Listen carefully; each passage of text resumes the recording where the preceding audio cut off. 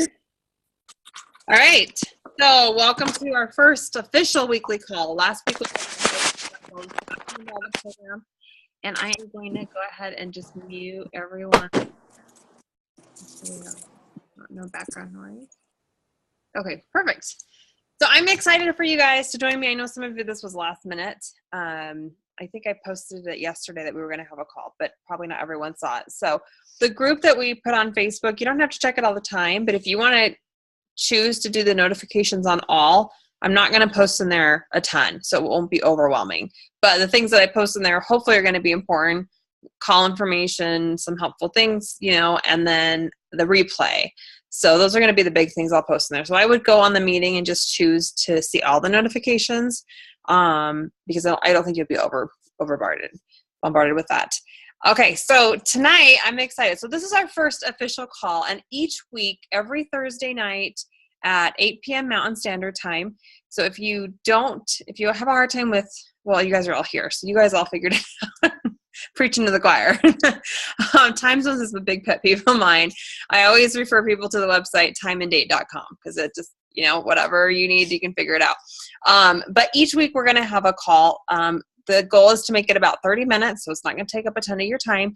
We're going to try, we've already organized what every call topic is going to be about, and we will be bringing in different leaders. So Morgan will talk, hopefully Kanisha will be talking, other elite leaders on our teams will be participating as well. So you will not be listening to me every single week because I don't know everything, and some of you obviously will relate to other people better than me. So I just want you guys to know, just giving you like a, hey, you should still come next week because it's not just going to be me again. So tonight I'm excited because I mentioned on the group, and I don't know if all of you saw it, but I'm going to talk about like the secret, the thing that I feel like sets people apart from, average, right? Below average, just getting along, struggling to excelling and doing really, really well. And it's going to sound really simple, and you're probably going to think to yourself, okay, Michelle, like if it was that easy, we would all be where we want to be. It's simple, but that doesn't mean it's easy, but it is simple. So I have a video I'm actually going to show you guys first. It's one of my absolute favorite videos. It's about, let me see, just so I can tell you. It's only about 5 minutes long. Okay, I'm hoping the sound, I'm going to turn my sound up on my computer. I'm hoping the sound works really well. I'll also share the video on the group too if it for some reason doesn't work really well. So I want you guys to watch this video, and then we're going to talk about it. Okay, so I'm going to do screen share really quick. Such a good video. You guys are going to love it. And I'm over here on the side. In 1519, who set sail on the final leg of a voyage that was to take him from the shores of Cuba to the Yucatan Peninsula. He had in his employ 500 soldiers, 100 sailors, 16 horses on 11 ships. And they were going to take the world's richest treasure. It was a treasure of gold and silver and artifacts, jewels that had been held by the same army for 600 years. Everybody knew about this treasure because army after army had tried to take it. Conqueror after conqueror had appeared with the forces and with the will to take this treasure, but nobody had been able to do it. This guy, his name was Hernando Cortez. He was a conqueror, which, to our way of thinking, this is a horrible thing. But back then, it was like a job description. You could be a doctor, you could be a baker, you could be a conqueror. There were courses in it. And little kids would grow up wanting to be. And so anyway, Cortez was a conqueror. But he was a little bit different in his approach because he knew that time after time, people had gathered armies and nobody should. So he had to gather an army whose level of commitment was beyond that which ordinary people consider commitment. So rather than just sign them up, he talked to them beforehand. He talked to them about what the treasure was like and what their lives would be like when they took the treasure, and what their families and their generations of lives would be like when they took the treasure, and how they were going to take the treasure and why they were different, and what would be like that moment that they put their hands on. And so he laid a vision out for these people, for these men. And then they set sail. Well, halfway through the voyage, he realized he had a problem, because a lot of these people who were so certain turned into whiners.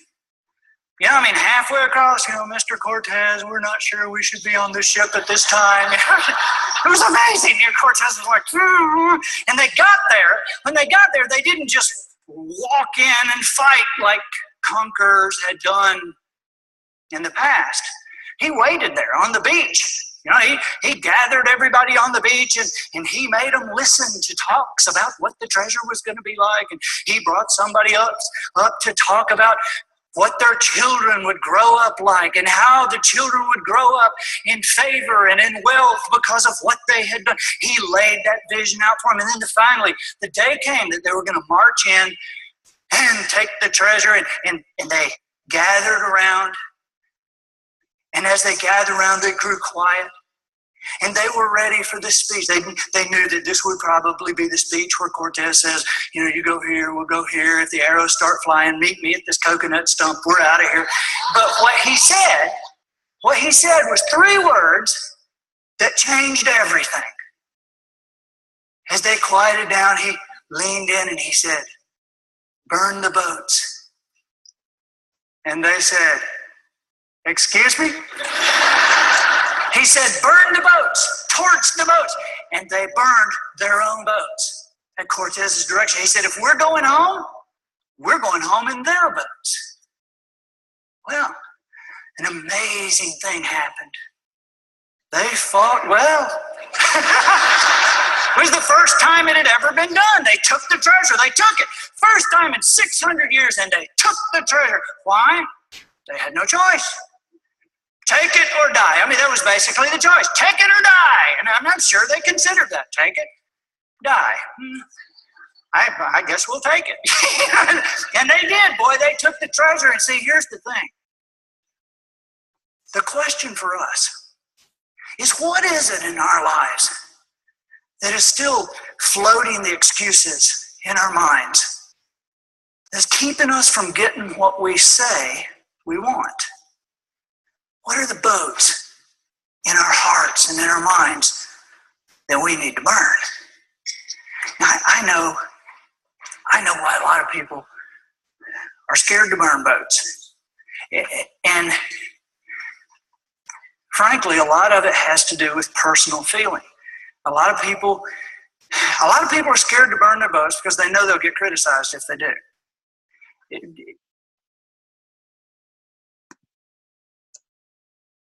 All right.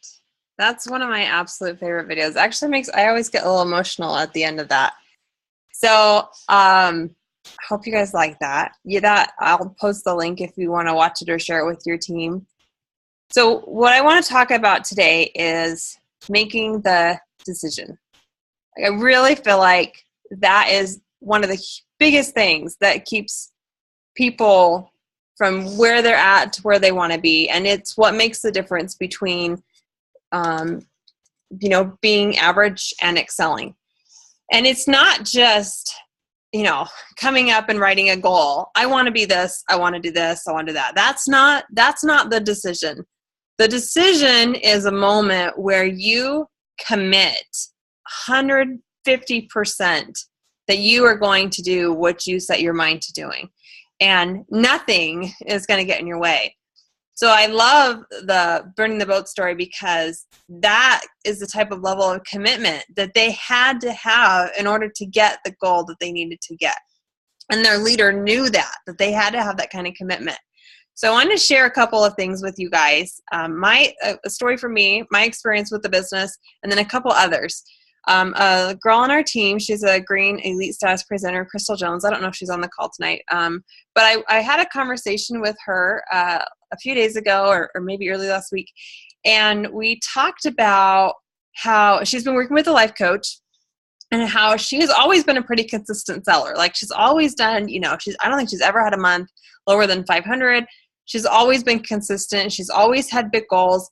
And she was talking with her life coach during the summer, and her life coach said, so what do you typically sell? What's your average sales? And she goes, well, I try to aim for about, $1,000. I'm pretty good at getting about $1,000 a month, which is really good.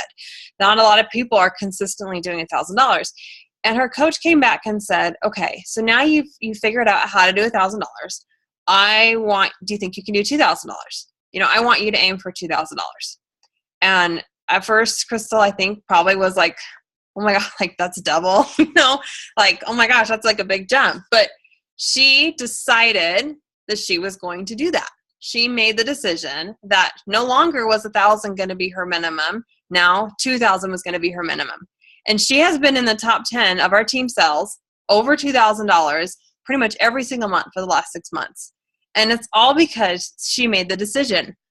Now, her coach came back this last month. They had another conversation. She said, okay, so now you figured out how to sell $2,000 a month, and you have this mascara coming back in. I mean, how much do you think you can sell of mascara? And she's like, well, I mean, I used to sell almost all mascara, and it was about, I could probably do $1,000 worth of sales for mascara. And so her coach has challenged her to now do $3,000 worth of sales, 2,000 of the other products that she's learned how to sell, and $1,000 of mascara. And what I love about Crystal is she has decided that she is going to do it. She has committed to it, that is the minimum that she will absolutely allow herself to do. Brianne Kerr, I don't know if you guys know her. She's a Black Status presenter here in Colorado. I've gotten to know her a little bit better since we don't live too far apart. And I love hearing her story about how she joined Younique. She had never done direct sales before, ever.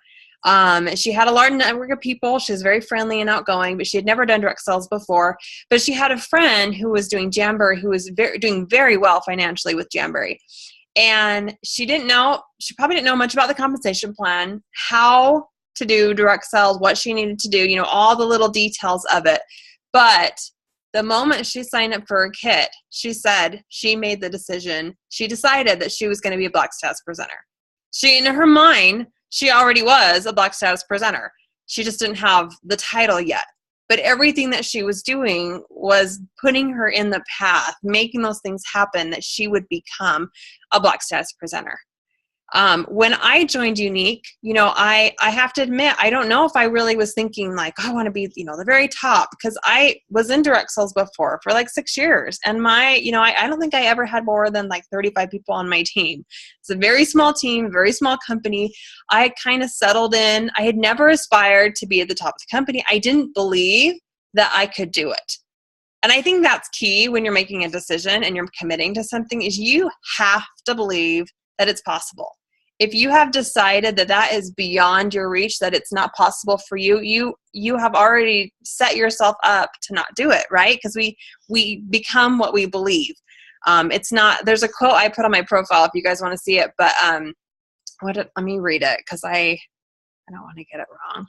If my internet will work, it's kind of been a little funky, like really slow, but I like the way it's worded. Sorry, I should have had this up. We don't get what we want, we get what we believe. It's so true.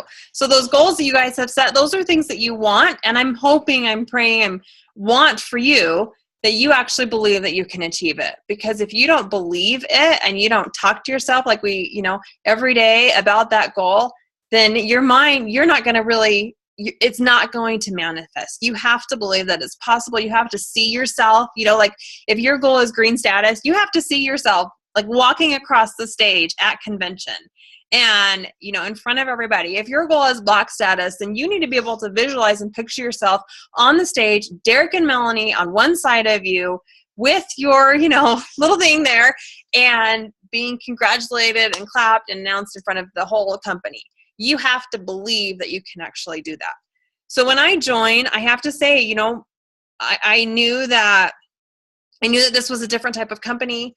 And when I joined, I decided, like, the day I signed up, I was going to be a leader. I wasn't thinking like specific rank or black status or the very top of the company, but I knew I wanted to be a leader. And I knew that I needed to do certain things to do that. And so I got 2 weeks into the business. I hit yellow my first 2 weeks. And then corporate announced these bonuses for hitting green, similar to kind of what we're doing now. We have bonuses after you hit green. It's awesome. So they announced these bonuses, and they announced the very first ever unified. And money is not the most motivating thing for me, but experiences are. And to be able to go to the very first leadership retreat was huge, huge for me. So I made the decision as a Yellow Stats presenter that next month, the next 4 weeks, I was going to hit green. And I had no idea how I was going to do that because I had never sold more than $1,000. No, I shouldn't say that.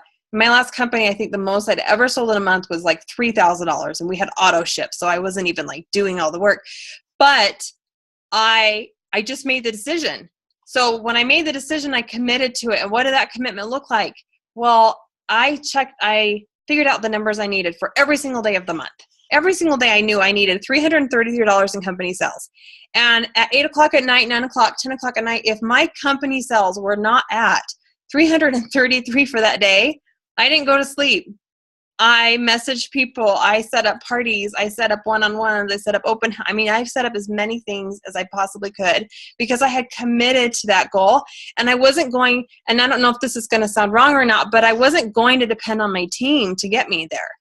So that month, and honestly, I'm not a super crazy high seller, but I sold over $5,000 that month because I had committed to that, and I was not going to not make it happen.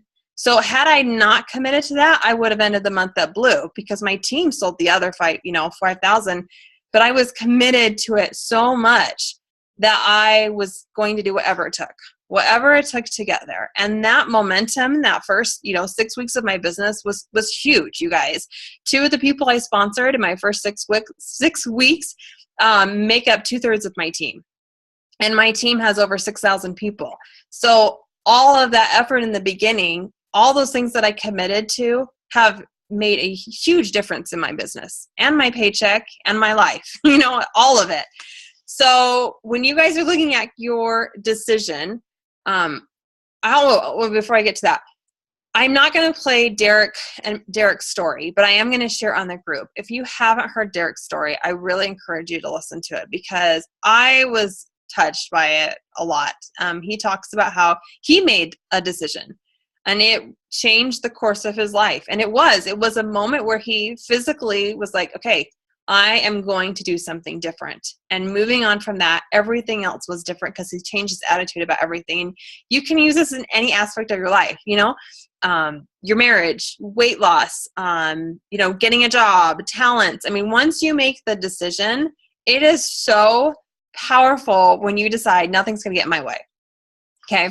So when you've made the decision, what's the next step? When let's say you sit down tonight, and you're like, okay, I am fired up. I know what I want. I know I want to get there. I believe I can get there. What do I do next? Okay. You find someone that has already gotten there and you follow what they do and you commit to that. If I wanted to get in really good shape, I would follow someone's advice that has done that journey already, that already is in the shape that I want to be in. If I wanted to hit black status, I would follow someone that is already black status and say, okay, what did you do? What did you do? When I joined and I decided I want to hit green, I reached out to the person the month before that had the highest sales, which at the moment was Amy King. She's a black status presenter. I reached out to her. I messaged her, what are you doing? Oh my gosh, I can't believe you did that many in sales. Like it blew my mind. She did like $8,000 in sales. I'd never even imagined that anyone could do that. What did you do? She told me what she did and then I did it. And that's the results I got. I got the same, results that she got because I did what she was doing. So I know a lot of you guys are hearing trainings where people are saying, read self-development. So you don't have to tell me, but who did their self-development today? Who's reading a book? Because Amber Voigt says she does self-development. Like every black status leader I know does self-development. Carol Lewis Newton says she does so many parties a month. If you want to be where she's at, then you got to do what she does. Sherry Brown said she went 6 full months, 1 eye with the mascara, 1 eye without. If you want to be where Sherry Brown is, then you got to do what she does.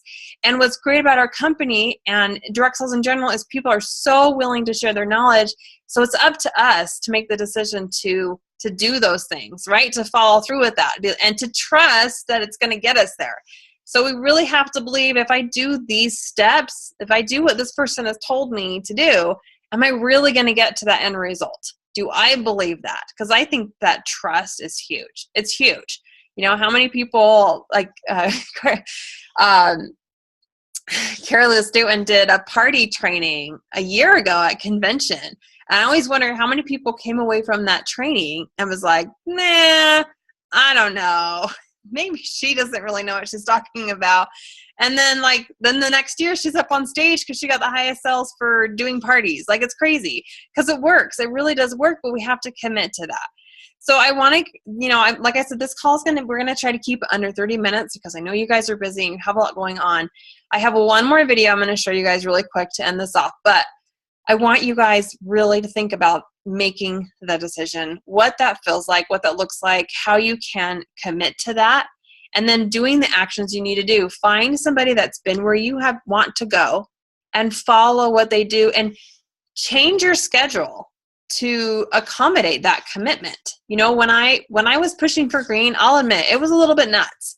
It was crazy. I really didn't cook that month. You know, we made crock pot meals. Our house was not the cleanest. I didn't do any hobbies. I let a lot of things go on the side in order to commit to that goal. When Derek started his business, this is part of his story. I mean, he woke up at 4 or 5 o'clock every single morning. And he actually just talked about this, how he didn't feel like he was worthy of success unless he was doing that extra effort. So commitment means you got to drop some things that aren't as important. You got to shift your focus a little bit. Doesn't mean you ignore your family or, you quit your job or anything like that. But you get up earlier. You stay up later. During the slow times, you're working, you're messaging, you're hustling, right? That's that commitment that the top leaders honestly are doing. There's no luck involved here. I mean, okay, I shouldn't say that. There is some luck in direct sales. I'm going to totally acknowledge that. You're lucky if you meet somebody that is the right person that signs up with you but you're only lucky if you're working hard. So those that work hard get luckier. Those that are hustling, they get luckier. And those that are committed to their goals and, are like gung-ho, like I will accomplish this, and they're talking to themselves and they're doing the plan and they're following the people that are in the path before them, they get luckier because they're doing the things that they need to do. So I'm not going to say that luck doesn't play any part of it, because there is some part of that, but you really have to, it's such a small part. Those that are in the top are working extremely, extremely hard. I used to have this thought in my mind that, this person, she's so lucky and she was just in the right place at the right time. And all that did was do me a disservice, because it robbed me of that feeling of, well, I can get there too. And if I don't believe that I can get there and it was just by luck, then I'm not going to work for it, right? And I'm not going to be committed to it. So any thought of that luck needs to go out the window, because everyone that has reached the level that you want to reach at worked really hard to get there. And you can do the same thing. That's what I love about this business. So I'm going to share this last video that I really love as well.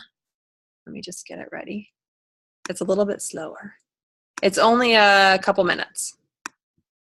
All right, just 1 second.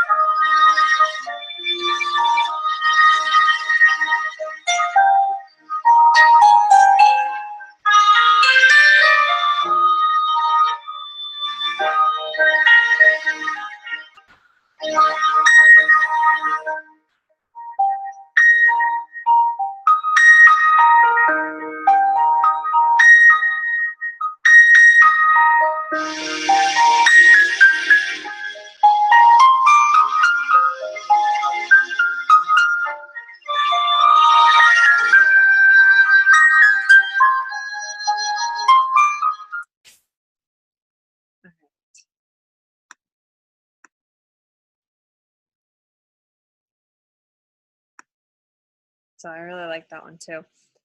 So I want to just encourage you guys, these next 90 days are going to pass no matter what you do with them. They're going to pass. And in 90 days, you can say, I stayed the same or I grew. I hit my goals. I tried the hardest, or I didn't try the hardest. And nobody can say that for you. I don't know if you put in your full effort. Only you know. You're the only one that knows if you gave it your all, put in your effort, did the action that you felt like you needed to do. So let's just make the most out of these next 90 days. You can do so much. When I joined, I went from yellow status to green status, I think. Or orange status in 90 days. So you can do so much in these next 90 days. And like I said, each week we're going to be sharing tips. Some of it's going to be mindset. Some of it's going to be application and what you can say and do. So I really encourage you guys to join our next call next week. Make this week awesome. In our group, share your weekly goal sheets so that you have that accountability. Again, we're here for progress. No one's here to compare and be like, oh, you didn't do this and I did this. That's not the purpose of the group. And I don't think anyone's going to be doing that anyways. We're all about our own journey, making, our life, our business, our family, everything better. And to be able to, in the 90 days to come back to your family and say, oh my gosh, look what I accomplished these last just in 3 months, all of the stuff that I've accomplished. It's amazing. So I'm really excited that we're kicking off this program. And thanks so much for joining me tonight. You guys are amazing. You can accomplish whatever you set your minds to. And I want you to really, truly believe that and tell yourself that every single day. Let's have an amazing week. This first week has been phenomenal. The mascara and everything is just off the charts. So have a phenomenal week, and we'll see you guys next week. Bye.